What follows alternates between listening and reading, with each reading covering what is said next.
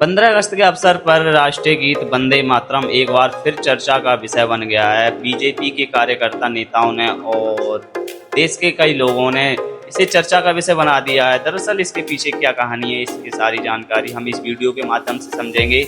नमस्कार दोस्तों, मैं दयावीर और आप देख रहे हैं सचलाइन न्यूज। कई बार दशक से हम आज़ादी के इस अवसर को मनाते हुए चले जा रहे हैं, लेकिन 15 अगस्त 2026 को कुछ ऐसा हुआ जिससे देश में हलचल सी पैदा हो गई है। बीजेपी के कार्यकर्ताओं ने कांग्रेस पर कुछ इस तरह कहा है कि उन्होंने राष्ट्रीय गीत वंदे मातरम का विरोध किया है, अपमान किया है, उन्हें माफी मांगनी चाहिए।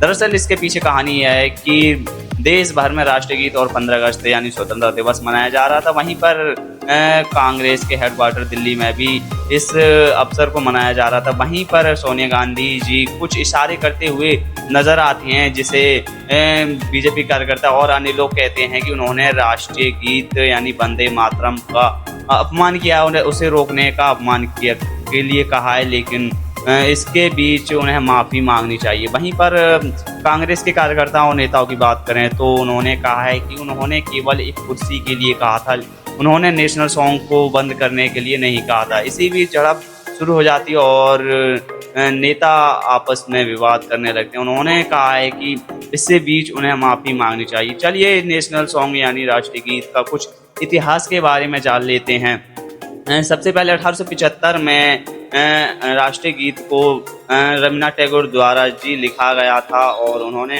1896 पहली बार इस राष्ट्रीय गीत को गाया था। वहीं पर हम 1937 की बात करें तो जवाहरलाल नेहरू ने इस पर कुछ बदलाव किए। उन्होंने धार्मिक समानताओं को देखते हुए पहली 2 लाइन में कहा कि यह मातृभूमि की प्राकृतिक सुंदरताओं के बारे में बताया था। वहीं पर अगर हम इसकी अंतिम लाइनों की बात करें तो यह देवी दुर्गा और सरस्वती की से जुड़ी कुछ भावनाओं को व्यक्त करता है। इसलिए जवाहरलाल नेहरू जी ने इसे बदलकर उन्होंने कहा है कि वैसे पहली 2 लाइनें गाना अनिवार्य कर दिया। उसके बाद में हमारा देश आज़ाद होता है और 24 जनवरी 1950 को राष्ट्रीय गीत वंदे मातरम को ऑफिशियली घोषित कर दिया जाता है। उसके बाद में हम राष्ट्रीय गीत को गाते हुए चले आ रहे हैं। इसी बीच 15 अगस्त 2026 को कांग्रेस के दफ्तर में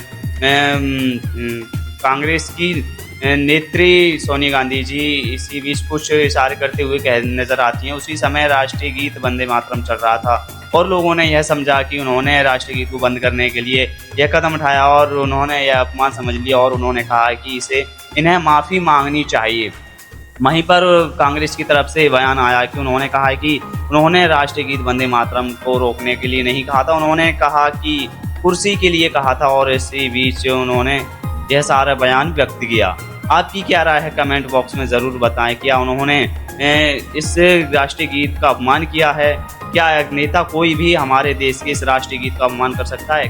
कहीं तक ऐसा नहीं हो सकता। आपकी क्या राय है कमेंट बॉक्स में ज़रूर बताएं और ऐसी ही खबरें देखने के लिए जुड़े रहिए सचलाइन न्यूज़ पर। Thank you.